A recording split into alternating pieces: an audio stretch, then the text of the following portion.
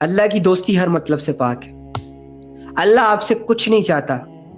اللہ یہ چاہتا ہے کہ تم کامیاب ہو جاؤ دنیا میں بھی آخرت میں بھی. اب میں آج جو میں آیت پڑھا تھا وہ سناؤں؟ میں اس کو پڑھتا ہی جا رہا تھا اور مزے لے رہا تھا. اور پھر میں نے اللہ سے دعا کی سجدے میں کہ اللہ یہ آیت میں نے آج پڑھی ہے اور مجھے یہی چاہیے. اب میں اس لیے آپ کو بتا رہا ہوں کیونکہ جب میں کر سکتا ہوں آپ کیوں نہیں کر سکتے؟ ایک ہی تو آیت ہے، الا ان اولیاء اللہ لا خوف علیہم ولا هم یحزنون. لو یو رب. یاد رکھو. اب اللہ کہہ رہا ہے یاد رکھو تو یاد رکھو نا یار. کھولو مائنڈ کو، ادھر ادھر کو سوچنا بند کرو. یاد رکھو. ریڈی ہو؟ فوکس ہے؟ لیلا مجنون کے خیال تو نہیں آ رہے؟ کوئی کام ضروری تو نہیں لگ رہا اس ٹائم؟ نہیں لگ رہا نا؟ گڈ. یہی ڈیمانڈ ہے، اسی بندے کو یاد رہتا ہے سب. اللہ یاد رکھو ان اولیاء اللہ لا خوف علیہم ولا هم یحزنون. یاد رکھو جو اللہ کے دوست ہیں، جو کیا ہے؟ اللہ کے دوست ہیں، جن کا تعلق اللہ سے ہے، جو اللہ پہ جان نچھاور کرنا چاہتے ہیں، جو اللہ کی مانتے ہیں، جن کا اللہ سے گہرا تعلق ہے، ٹھیک ہے، جو اللہ کے لیے ہر چیز برداشت کرتے ہیں، ہر چیز پہ صبر کرتے ہیں، ان کو نہ کوئی خوف ہوگا، کوئی خوف نہیں ہوگا، اور نہ ہی وہ غمگین ہوں گے. غم نہیں ہوگا ان کو، خوف نہیں ہوگا، دنیا میں بھی آخرت میں بھی. آپ نے دیکھا ہوگا کہ جو لوگ اللہ سے بغیر زندگی گزارتے ہیں نا، وہ چھوٹے چھوٹے مسئلوں میں بہت زیادہ الجھ جاتے ہیں، کیونکہ ان کے پاس شعور نہیں ہوتا، اللہ کا تعلق کمزور ہوتا ہے. نماز نہیں پڑھ رہے ہوتے، ذکر اذکار نہیں کر رہے ہوتے، پاک صاف نہیں رہ رہے ہوتے، ان کے بولنا کچھ اور ہوتا ہے، اندر سے وہ کچھ اور ہوتے ہیں، لوگوں پہ ظلم بھی کر جاتے ہیں. تو ایسے لوگوں پر جب خود کو کوئی آزمائش آتی ہے یا ان پہ ظلم ہوتا ہے تو یہ لوگ بہت ہائی ڈپریشن میں جاتے ہیں، مایوس ہو جاتے ہیں. ایک دنیاوی مسئلہ ان کی پوری زندگی کی واٹ لگا دیتا ہے. کمزور ہوتا ہے نا. اللہ کے بغیر انسان کی کیا اوقات.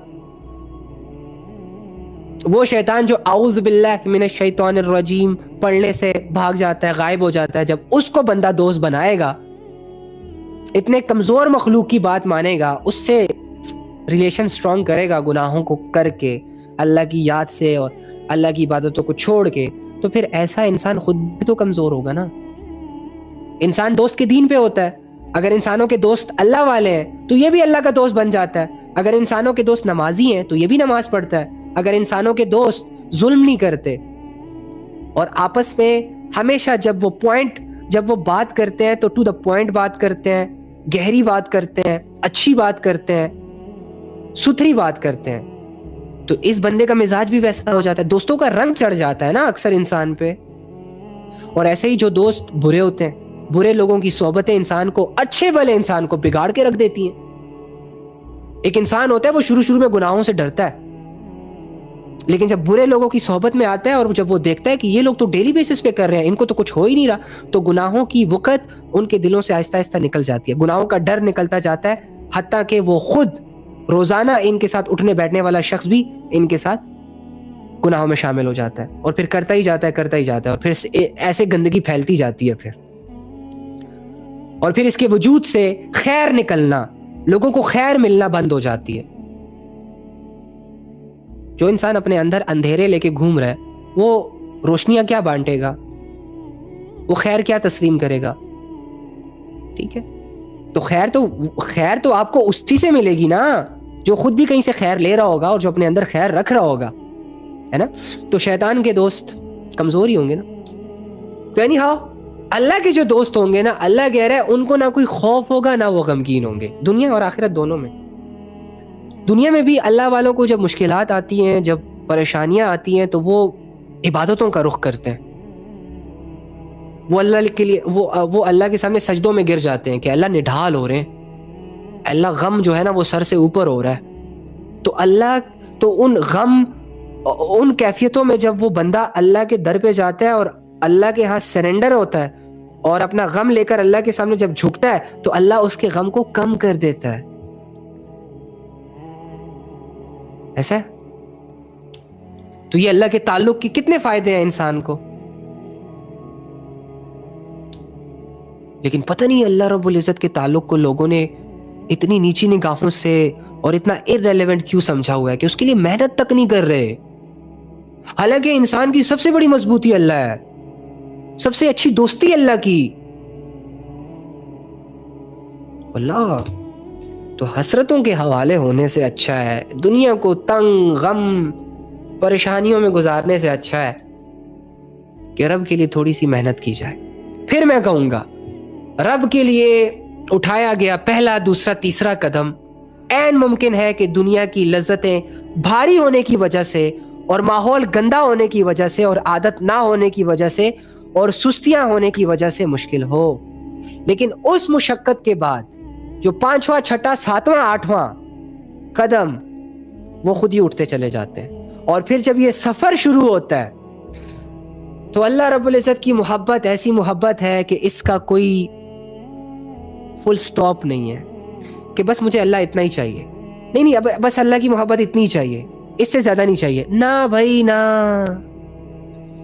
اللہ کی محبت کا سفر جو کرتا ہے ان سے پوچھو کہ انسان جتنا اللہ کے قریب جاتا ہے وہ اتنا ہی کھو جاتا ہے.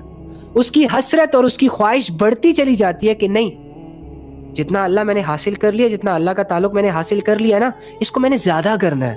تو پھر انسان کی وہ ہرس اس کو مشکل اعمال پہ بھی لا کے کھڑا کر دیتی ہے. سٹارٹ کہاں سے ہوتا ہے؟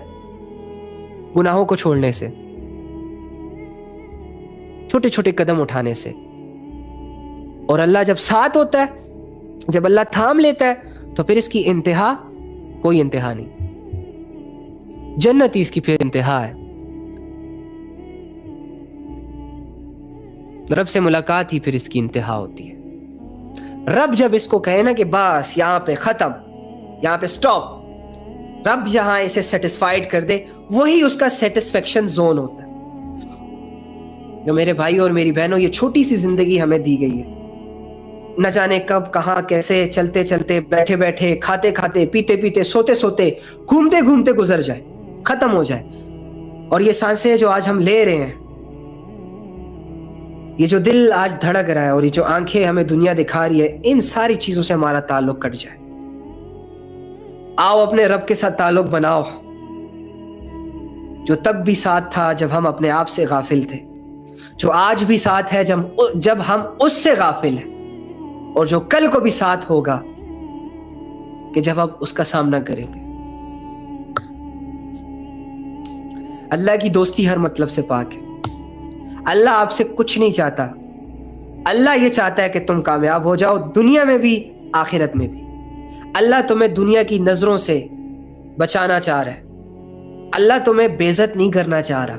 اسی لیے وہ اعمال جو انسان کو ذلیل کر دیتے ہیں, جو انسان کی عزت کو گھٹاتے ہیں, جو انسان پہ سوٹ نہیں کرتے, اسپیشلی ایمان کی حالتوں میں, ان اعمال کے قریب جانے سے اللہ رب العزت نے مجھے اور آپ کو اور ساری دنیا کے انسانوں کو منع کیا ہوا ہے. اب جو اللہ کی بات مانے گا وہ اللہ کا دوست بن جائے گا, جو اللہ کی اطاعت کا راستہ اختیار کرے گا وہ اللہ کی دوستی کا سفر شروع کر دے گا. اور جو اللہ سے غفلت کرے گا, جو اللہ کو بھولے گا, تو یاد رکھنا سبح للہ ما فی السماوات والارض, اللہ کو تمہاری عبادتوں کی کوئی ضرورت نہیں. زمینوں اور آسمانوں کی ساری مخلوق اللہ کی تسبیح کر رہی ہے. چھوٹے سے کنکر سے لے کے بڑے بڑے پہاڑ تیری رب کی معرفت کو جانتے ہیں اور تیرے رب کی تسبیح کر رہے ہیں. بارش کا ایک قطرہ, بارش کے ایک قطرے سے لے کے بڑے بڑے سمندروں تک اللہ رب العزت کی عبادتوں میں مصروف ہے. اڑنے والے, رینگنے والے, تیرنے والے, غاروں میں رہنے والے, صحراؤں میں رہنے والے, سب اللہ کو جانتے ہیں, سب اللہ کی تسبیح کر رہے ہیں. سورج, چاند, ستارے, سیارے, یہ سب تیرے رب کی مخلوق ہے اور تیرے رب کو یہ سجدہ کرتے ہیں. تیرے رب کے آؤ جلال سے یہ لوگ ڈرتے ہیں. تو وہ رب جس کی نافرمانی کا سورج نہیں سوچ رہا، اے 6 فٹ کے انسان تو کیسے سوچ سکتا ہے؟ وہ رب کہ جو اس دنیا بھر کی ہواؤں کو ایک حکم جاری کرے کہ مشرق سے چلو، تو مجال ہے کہ وہ مغرب کا رخ کرے، اور جب کہے کہ اپنا رخ مغرب کی طرف کرو تو مجال ہے کہ وہ شمال، جنوب یا مشرق کی طرف رخ کرے۔ جو رب ان ہواؤں کو چلا رہا ہے، ہواؤں کو بدلنے کا آرڈر دیتا ہے تو ہوائیں بدل جاتی ہیں کہ ذرا سے تیز آندھی چلے تو تمہارے گھر اکھڑ کے رہ جائیں۔ وہ رب جب تمہیں کہہ رہا ہے کہ اپنی زندگی بدلو تو تم اس کی نافرمانی کر رہے ہو۔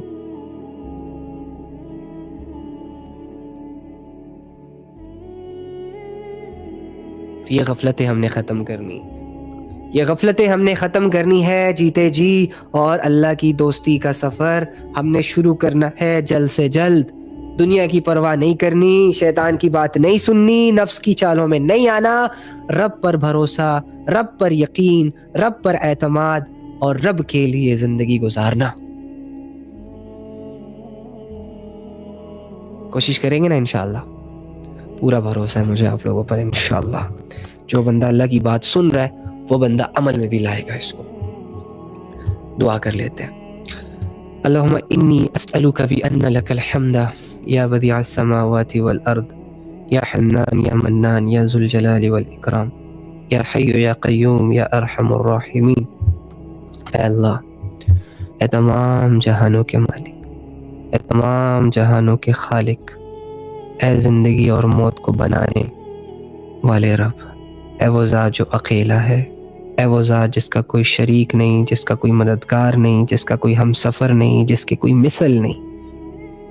اے اللہ، ہمارے گناہوں کو معاف فرما، اے اللہ ہماری غفلتوں کو دور فرما، اے اللہ ہمارے دل اگر مر چکے ہیں اور تیری یاد سے غفلتوں اور اندھیروں میں ڈوب چکے ہیں تو اے اللہ تو اس دل کو بدلنے پہ قادر، تو اس دل کو بدلنے پہ قادر ہے۔ اللہ ہم تجھ سے اپنے دل کو بدلنے کی بھیک مانگتے ہیں، سوال کرتے ہیں اللہ، یہ حاجت اپنے آپ کے سامنے رکھتے ہیں۔ اللہ ہمارے دلوں کو بدل دے، ہمیں اپنی یاد عطا فرما، ہمیں اپنا یقین عطا فرما، ہمیں اپنے لیے محنت اور کوشش کرنے کی ہمت اور طاقت عطا فرما۔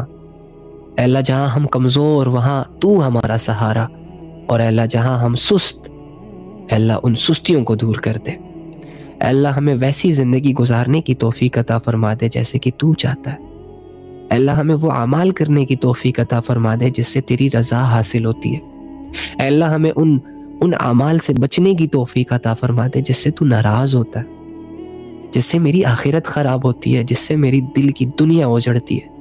یا رب کریم، جب ہم گناہوں کے قریب اور بہت قریب اور اسے کرنے والے ہوں تو اے اللہ ہماری وہ بند آنکھ روشن کر دے کہ جس سے تیری معرفت دکھتی ہے، جس سے ہمارا وہ دل زندہ کر دے کہ جس دل کو تیرا احساس ہوتا ہے۔